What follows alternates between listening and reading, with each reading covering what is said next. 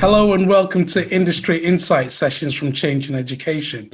My name is Amos Madron. I'm a careers advisor here at Change in Education.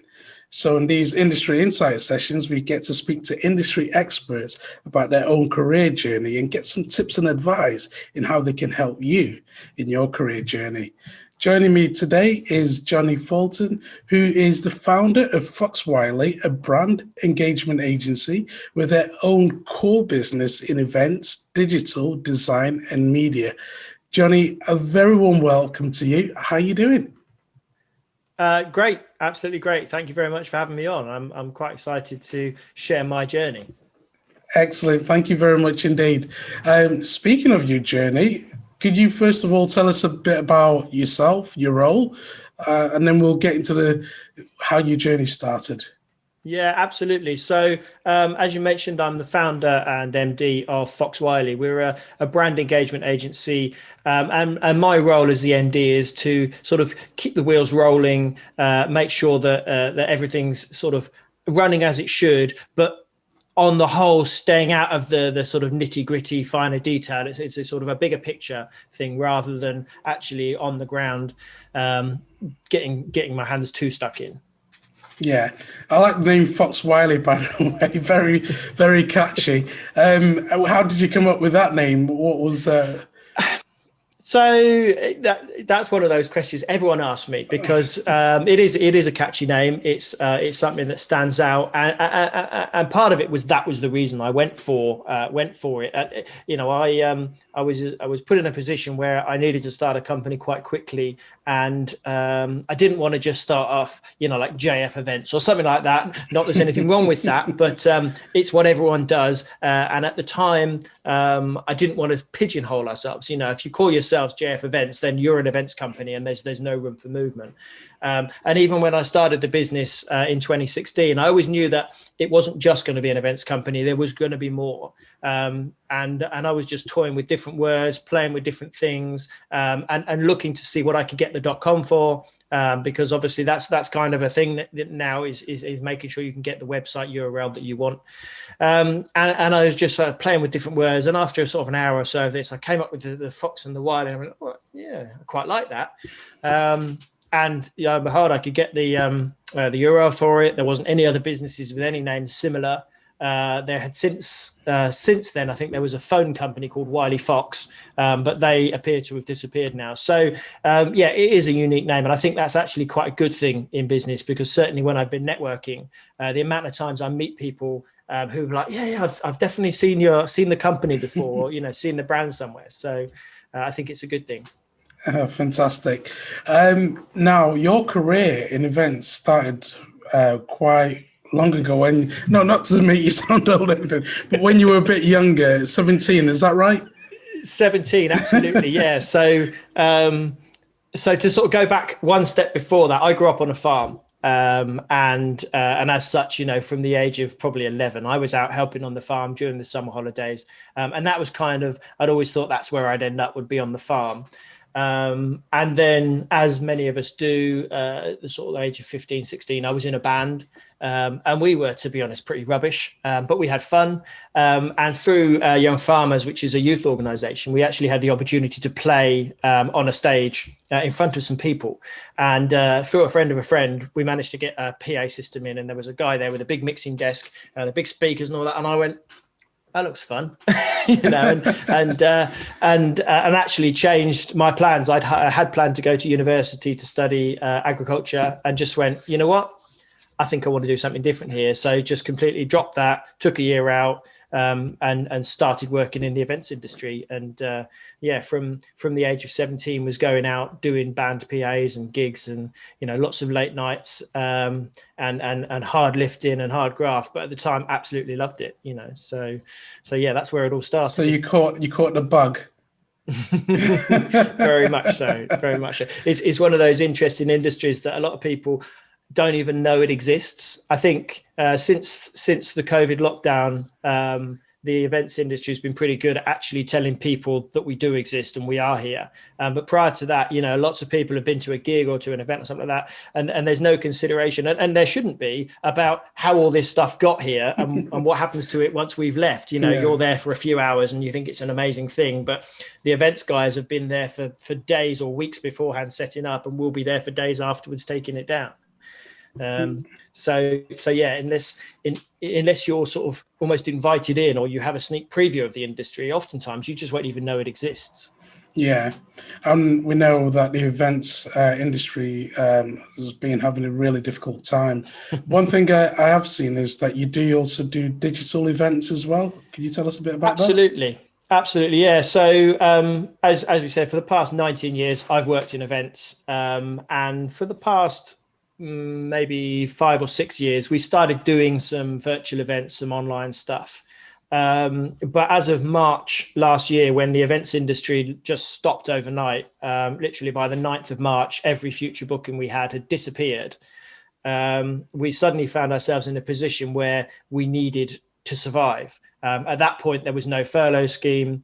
I was having discussions with staff about redundancies. I was shedding everything we possibly could to try and save our costs. Because literally everything had gone, and that was the sort of the impetus that I kind of needed to not rebrand, but refocus and start picking up and pushing on the digital side. It had always been one of those things that I thought, oh yeah, we'll get into that, and me personally learning to do coding was always one of those things I said, yeah, when I've got time, I'd love to learn that. Lo and behold, I found myself with a little bit of time on my hand. Yeah.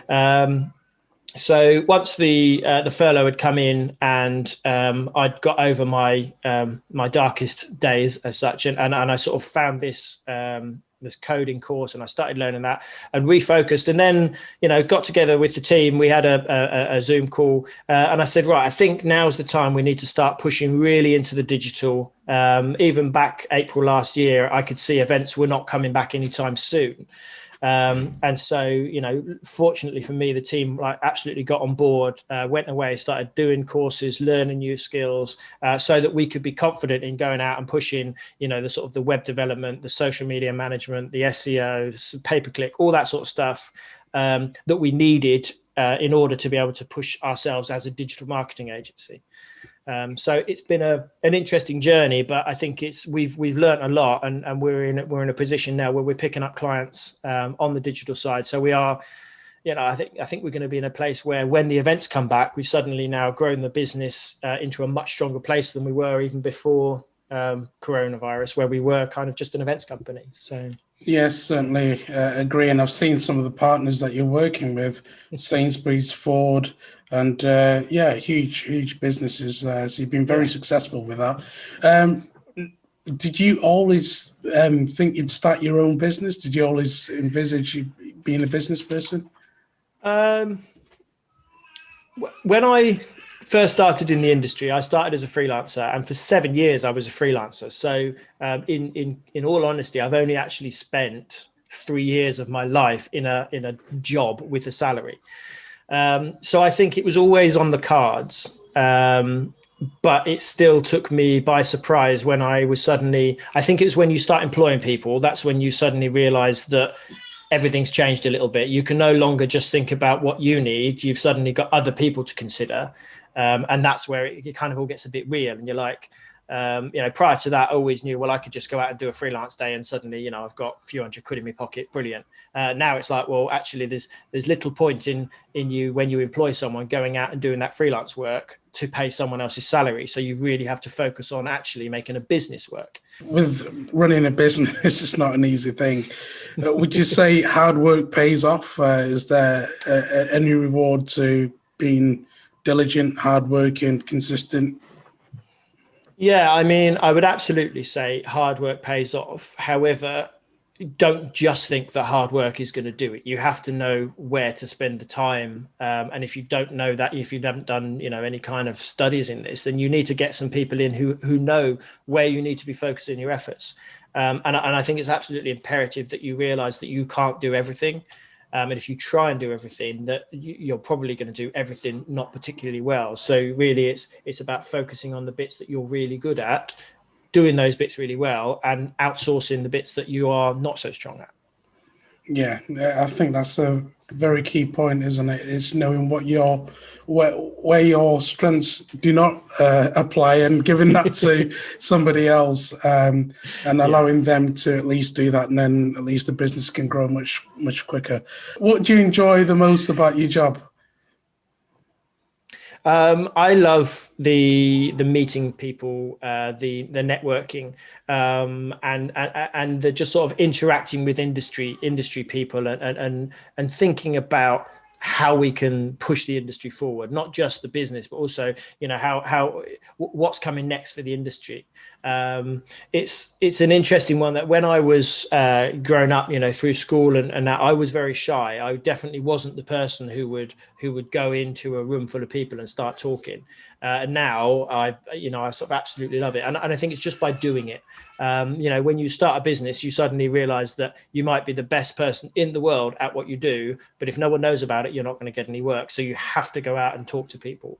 And just by doing it, you get used to it, and then you start enjoying it, and then you start sort of feeding off that, little buzz that you get by making a really great connection. Yeah, definitely. And I think, again, the importance of connection and working with people. There's a quote on your website, which I absolutely love. It's not it's not what you say to people, it's how you make people feel. I think I'm paraphrasing it, but yeah, it's a fantastic quote. It's how people feel after you've met them is what lasts for ages. It's what they always remember, isn't it? It's that experience. Absolutely. Yeah. And yeah, definitely. It's, it sort of harks back to the Simon Sinek thing. It's people buy why you do what you do. It's not the service or anything like that. It's you that they're buying and why you're doing it. So that's what we try and live by is, just being genuine and, if people love us, they'll buy from us. Yeah. Great advice. Speaking of advice, what advice can you offer to a young person who wants to do what you're doing? So I would say just go out and do it. Find a company, and with the internet now, it's pretty easy to find companies. Just find a company and badger them to let you come and do some work for them. It's hard work, so don't people often think, certainly with events, that it's all glamorous and don't get me wrong, I've worked in some amazing places, I've traveled and you enjoy it when you're doing it, but at the same time when you're there, you're doing 12-15 hour days of hard work. So don't think it's just a glamorous lifestyle. You do have to work hard, but that does tend to mean that actually most people who work in the events industry are of a similar mind and are decent people who just want to get on with the job, because actually if you want an easy ride, this isn't the industry for you. And that's it. It's that networking, and then obviously having a passion for the industry, which ultimately results in being successful in the industry. What are the plans for the future? The plans are just to keep growing the digital side. We're doing virtual events as well, but I'm really excited for when live events come back and we can really start. So prior to COVID, we were doing some hybrid events, but I think now everyone's kind of got into their head that actually, we need to be doing more hybrid events. So that'll sort of bring the two sides together. I'm really excited for that, and just growing the digital marketing and the content creation. We're really pushing forward with that now, and I'm just looking forward to that element growing. We're going to be bringing the more media side as well. So we're going to be doing more content creation, and we've got plans to bring in a sort of design element as well, so that we'll be a completely full service agency without having to outsource too much. So yeah, I've got some good plans for us to sort of keep growing in the same direction, but taking over the world, obviously. Sounds exciting. So how can people find out more about these events that will be coming up and yourself and your business? Absolutely. So we're on all of the social media: Twitter, Instagram, Facebook, LinkedIn. I'm just getting onto Clubhouse. If you haven't got on it yet, get on it, because I'm so addicted. Our hashtag or our thing everywhere, it's FoxWylie. So that's Wylie with, as you see on the screen, WYLIE. Search for us, you'll find us. There's not a lot of competition for FoxWylie because it's quite a unique name. So if you want that, just search for that and you'll find us online. Fantastic. Thank you very much indeed for spending this time with us. It's been an absolute joy just talking to you and hearing your story and how inspiring it is for somebody watching out there who just wants to do exactly what you're doing, but at least now has a pathway and can see how to go about doing it with hard work, consistency, and being able to network and work with people. Anything can happen, and you've shown that to us today. So I just want to say thank you for that. No, it's my pleasure. It's really, really great to talk to you.